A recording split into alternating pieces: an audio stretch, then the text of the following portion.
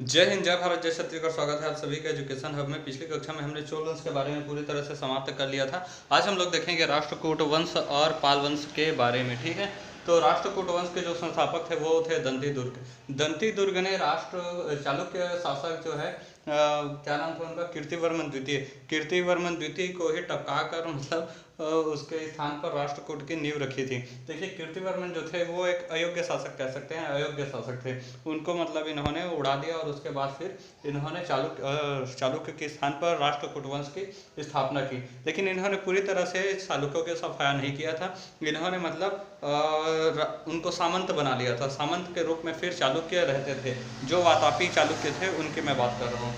फिर लेकिन हुआ क्या, जो धीरे धीरे वो लोग अवसर की प्रतीक्षा में थे कि कब दंती दुर्ग के बाद और कोई बकलोलवा शासक आए, जुजवा शासक आए, कमजोर शासक आए, अयोग्य शासक आए। तो देखते गए लेकिन एक से बढ़कर एक शासक आते गए, विद्वान भी आते गए कई। लेकिन लास्ट में एक आया जुजवा।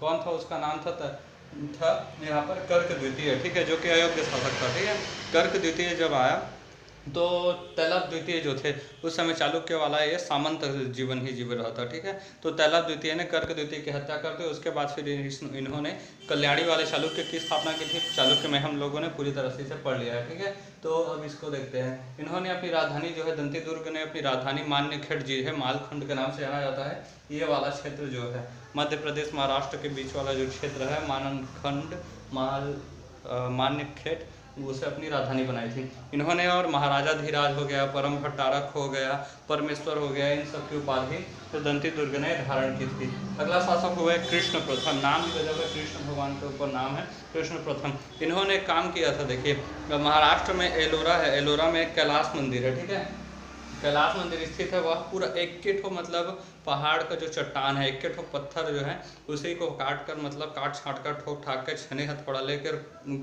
क्या बोलते हैं घन वन लेकर मारा गया और उसी से फिर काट छाट के फिर एक पूरा मंदिर बनाया दिया गया था। ठीक है, तो देखिए कितना बेहतरीन मतलब मंदिर बनाया गया था कि एक पूरा मतलब पत्थर को मतलब काट कर तराश कर एक कमरा बना दिया गया। यहाँ पर पंडित जी रहेंगे, एक गर्भगृह जहाँ भगवान रहेंगे, मंदिर की चोटी बना दी गई, मस्त कलश बना दिया गया, पूरा सब मतलब एक ठो नक्काशी वगैरह सब चीज़ कर दिया गया। एक ठो बड़ा सा पत्थर देखा राजा जी घूमने गए थे जब कृष्ण प्रथम तो। ठीक है, लेकिन इन्होंने क्या किया था कि एक ही मतलब इन्होंने नींव डाल दिया कृष्ण प्रथम ने।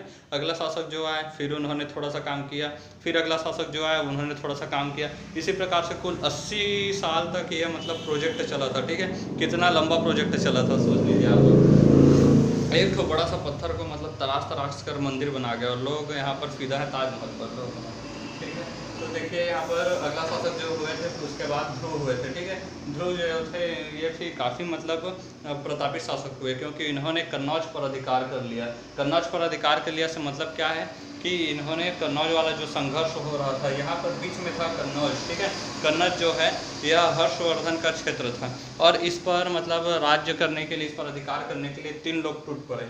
ठीक है, गुजरात और राजस्थान वाले एरिया से गुर्जर प्रतिहार वंश। ठीक है, यहाँ से जो महाराष्ट्र मध्य प्रदेश थोड़ा सा और बहुत सारा कर्नाटक वाला जो क्षेत्र है, कर्नाटक महाराष्ट्र वाला जो क्षेत्र है उसमें थे हमारे राष्ट्रकूट वाले जो अभी हम लोग पढ़ रहे हैं। ठीक है, और ये जो बंगाल है जिसमें बांग्लादेश, पश्चिम बंगाल और थोड़ा सा बिहार और थोड़ा सा उड़ीसा वाला जो एरिया आता है उसमें थे पाल वंश। ठीक है, इन तीनों ने मतलब चढ़ाई कर दी कि हम मतलब कन्नौज पर अधिकार करेंगे। इसे ही कहा जाता है त्रिपक्षीय संघर्ष। ठीक है, इस त्रिपक्षीय संघर्ष में ध्रुव ने भाग लिया और इन्होंने कन्नौज पर एक समय के लिए अधिकार कर लिया। कि त्रिपक्षीय संघर्ष में इन्होंने भाग लिया। ये जो त्रिपक्षीय संघर्ष है यह 100 वर्षों तक चला, 200 वर्षों तक चला था एक्चुअली। ये तो 200 वर्षों तक मतलब 200 वर्षों तक चला, तो मतलब लगातार 200 वर्षों तक लड़ते रहे ऐसा नहीं था। मतलब बीच बीच में मतलब लड़ाई उठता था। होता है ना गांव में खानदानी लड़ाई चलता है कभी कभी, मतलब फिर से ओरहन लेकर आरोप आके फिर से मतलब लड़ाई शुरू कर देते हैं। फिर 10-15 साल तक बात नहीं करेंगे, उसके बाद फिर से बात करने वाला शुरू हुआ, फिर उसके बाद थोड़ा शांत रहते हैं, फिर शुरू हो जाता है। लड़के लोग काफ़ी अच्छे से समझते हैं क्योंकि लड़की लोग का क्या है, लड़की लोग आज सुबह लड़ाई हुए शाम तक चल सखी घूमने वाला चलता है उन लोग का तो। ठीक है, तो अगला देखते हैं। ये जो सर्वाधिक विजय जो है इस त्रिपक्षीय संघर्ष में सर्वाधिक विजय इस राष्ट्रकूटों की हुई थी जो कि 7वीं से 9वीं शताब्दी के बीच रहे थे अस्तित्व में। ठीक है, लेकिन इसमें सर्वाधिक विजय राष्ट्रकूटों की हुई थी, लेकिन अंतिम में जो है गुर्जर प्रतिहार, जो गुजरात वाला, जो गुर्जर प्रतिहार गुजरात राजस्थान वाला है प्रतिहार वंश, उसके विजय हुई थी। लास्ट में यही लोग जीत गए थे, ठीक है। मतलब मैच जो चल रहा था उसमें कोई ज़्यादा मैच जीत गया था, लेकिन फाइनल में आकर कोई और जीत गया, ऐसा था, ठीक है। और सर्वाधिक पराजय जो है पाल वंश की हुई थी, ठीक है। आते थे बेचारे लोग लड़ने, लेकिन दे दनादन पीट पटाई के ये लोग मार के खेत दिया जाता था इनको, पाल वंश को। अगला शासक जो थे अमोघ वर्ष हुए। अमोघ वर्ष जो है राष्ट्रकूट के सबसे विद्वान शासक हुए थे। इन्होंने कविराज मार्ग नामक पुस्तक लिखा था, ठीक है। कविराज मार्ग नामक इन्होंने पुस्तक लिखा था। ये तो खुद विद्वान थे, और इन्होंने जिनसे इनके प्रभाव में आकर जैन धर्म अपना लिया था। जैन धर्म काफ़ी शांत प्रिय धर्म होता है, ठीक है। विद्वान लोग थे और इन्होंने जैन धर्म को अपना लिया। दरबार में इनके कन्नड़ के 3 विद्वान रहते थे। देखिए ये अमोघ वर्ष खुद तो विद्वान थे, लेकिन इनके दरबार में भी 3 विद्वान रहते थे, और इनके समय में कन्नड़ भाषा जो है उनका सर्वाधिक मतलब विकास हुआ था। पन्न, पोन्न और रन्न, ये 3 आदमी हैं। पन्न, पोन्न और रन्न, ये कन्नड़ के मतलब महाविद्वान थे, ठीक है। अगला शासक जो हुए थे वो इंद्र तृतीय हुए थे। इंद्र तृतीय के दरबार में अरब यात्री अल मसूदी आया था। अल मसूदी है, उसने अपनी पुस्तक में सबसे पहले मानसून जो शब्द है, मानसून, उसका वर्णन किया था, मौसम से संबंधित, कि पानी वानी कब गिरेगा, कैसा रहेगा, ठीक है। अभी कौन सा महीना मतलब चल रहा है, कौन सा सीजन चल रहा है, मानसून का सीजन चल रहा है। तो इसका सबसे पहले मानसून की मतलब चर्चा पहले अपने पुस्तक में किसने की थी, अल मसूदी ने की थी। हालांकि मानसून जो है उसकी खोज किसने की थी, हिप्पालस ने की थी, लेकिन इसने क्या है तो अपने पुस्तक में इस चीज़ को लिखा था। मानसून जो शब्द है, मानसून, ये अरब का शब्द है, और इसे मतलब इसने सबसे पहले बताया था, ठीक है। अगला शासक जो हुए कृष्ण तृतीय हुए। कृष्ण तृतीय जो है तक्कोलन के युद्ध में चोल शासक परांतक प्रथम को इन्होंने हरा दिया, ठीक है। चोल शासक किसे हरा दिया, परांतक प्रथम को इन्होंने हरा दिया। अंतिम शासक यहाँ पर हुए कर्क द्वितीय। कर्क द्वितीय जो कि एक अयोग्य शासक थे, और यहाँ पर देखिए चालुक्य जो है वो लोग ढूंढ रहे थे कि कब अयोग्य शासक आया, कब अयोग्य शासक आया।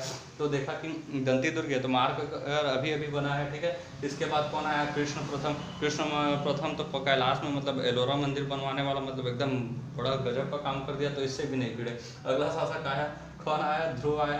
तो ध्रुव जब आए तो इन्होंने तो सीधे कन्नौज पर अधिकार कर लिया, त्रिपक्षी संघर्ष में भाग ले लिया। मारपीट वाला आदमी, इससे भी पंगा नहीं लेना, चुपचाप सामंतों की जिंदगी जीते रहो, ऐसा था।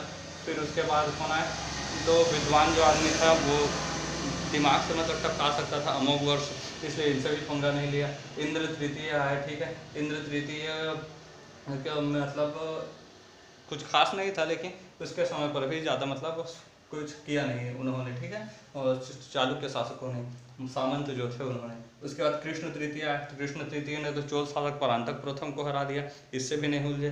फिर आया ये जो नाम था इसका कर्क द्वितीय। तो कर्क द्वितीय अयोग्य शासक था, इसको तैलप द्वितीय ने मार दिया, टपका दिया, और उसके बाद फिर चालुक्य की पुनः स्थापना की, और वो थी कल्याणी वाले चालुक्य, ठीक है। अगला देखते हैं पाल वंश के बारे में। पाल वंश जो है वह बंगाल वाले क्षेत्र में है। अभी जो बांग्लादेश है, पश्चिम बंगाल है, इसके अलावा थोड़ा सा बिहार का एरिया, क्योंकि बिहार के मुंगेर में इनकी राजधानी थी, और थोड़ा सा उड़ीसा वाला एरिया, और थोड़ा सा नॉर्थ ईस्ट का एरिया पाल वंश के शासन में थे। ये बौद्ध धर्म के ब्रजयान शाखा के अनुयायी थे, ठीक है। पाल वंश वाले जो थे बौद्ध धर्म के ब्रजयान शाखा के अनुयायी थे। इनका जो क्षेत्र है बिहार बंगाल वाला जो एरिया है वो था। राजधानी इन्होंने बिहार के मुंगेर को बनाई थी, ठीक है। इसके जो संस्थापक थे गोपाल थे, ठीक है। पाल वंश, इसमें जितने भी शासक आएंगे सबके नाम के पीछे पाल रहेगा, जैसे कि यहाँ पर गोपाल, ठीक है। गोपाल इसके संस्थापक थे। इन्होंने बिहार शरीफ, जिसे नालंदा, जो कि नालंदा जिला में है, ठीक है, बिहार के नालंदा यूनिवर्सिटी है जहाँ पर, ठीक है, कुमारगुप्त ने जिसे बनवाया था, उस नालंदा यूनिवर्सिटी में इन्होंने उदंतपुरी विश्वविद्यालय बना दिया, ठीक है। तो नालंदा विश्वविद्यालय वाला जो नालंदा है, जिसे बिहार शरीफ यहाँ पर स्थित है, उस बिहार शरीफ में इन्होंने उदंतपुरी विश्वविद्यालय की स्थापना की। अगला जो शासक हुए थे धर्मपाल, ठीक है। धर्मपाल, इन्होंने त्रिपक्षीय संघर्ष में भाग लिया, ठीक है। थोड़े से बहादुर थे, मतलब ये लड़ाई वड़ाई करने वाले थे। इन्होंने क्या किया, त्रिपक्षीय संघर्ष थे, यानी कन्नौज पर अधिकार करने वालों में पाल वंश को इन्होंने ढकेला था, धर्मपाल को, जाके लड़ गया, फिर आ गए उसमें, ठीक है। और त्रिपक्षीय संघर्ष में भाग लिया, लेकिन ये क्या हुआ, हार गए बेचारे, ये दोनों मारपीट कर इसे ही खेत दिए, ठीक है। और इसका पाल साम्राज्य क्या है, इसका विकास रुक गया, क्योंकि युद्ध में पड़ेंगे तो कोई भी देश का मतलब कोई भी राज्य हो, चाहे कोई भी व्यक्ति हो, पर्सनल हो या फिर पूरा सामाजिक स्तर पर हो, राज्य स्तर पर हो, विकास रुक ही जाता है। जैसे रूस का देख लीजिए अभी क्या हाल है रूस का, ठीक है। रूस यूक्रेन दोनों अभी पड़े हैं एकदम बेकार स्थिति में। भागलपुर में विक्रमशिला विश्वविद्यालय भी किसने बनवाया था? धर्मपाल ने बनाया था। ठीक है, गोपाल ने उदंतपुरी विश्वविद्यालय बनवाया था बिहार शरीफ में, और धर्मपाल ने विक्रमशिला विश्वविद्यालय बनवाया था भागलपुर में। बांग्लादेश के सोनपुर में इन्होंने महाविहार बनवाया था धर्मपाल ने। ठीक है, इसके इन्होंने उत्तरापद स्वामी की उपाधि धारण की थी। बहुत सारा मतलब मंदिर बिहार वगैरह विश्वविद्यालय बनवा लिए, उसके बाद इन्होंने उत्तरापद स्वामी की उपाधि धारण की थी। एक गुजराती कवि थे सोठल ने इन्हें उत्तरापद स्वामी के नाम से मतलब संबोधित किया था। ठीक है, अगला शासक हुए देवपाल। ठीक है, इनके नाम में भी पाल है, देवपाल। इसके दरबार में अरब यात्री सुलेमान आए थे, ज़्यादा कुछ नहीं था, अरब यात्री सुलेमान आए थे, और बंगाल को इन्होंने रूहमा कहकर पुकारा था। ठीक है, बंगाल का जो एरिया है उसे बंगाल न कहकर रूहमा कहकर इन्होंने पुकारा था। अगला शासक जो थे महिपाल जो था ये काफ़ी मतलब ज़बरदस्त शासक हुए, क्योंकि इन्होंने पाल वंश के पुनः विकास का मतलब प्रारंभ किया था, क्योंकि पाल वंश का विकास जो है वह त्रिपक्षीय संघर्ष में जाने के कारण रुक गया था। इन्होंने विकास पूरा प्रारंभ किया, इसलिए इसे पाल वंश का द्वितीय संस्थापक के नाम से भी जाना जाता है, महिपाल को। ठीक है, महिपाल वही है जिस पर मतलब चोल शासक राजेंद्र प्रथम ने गंगा जल लाने के लिए आक्रमण कर दिया था। ठीक है, अगला जो है पाल वंश के बारे में पढ़ेंगे नेक्स्ट क्लास में। तब तक के लिए जय हिंद।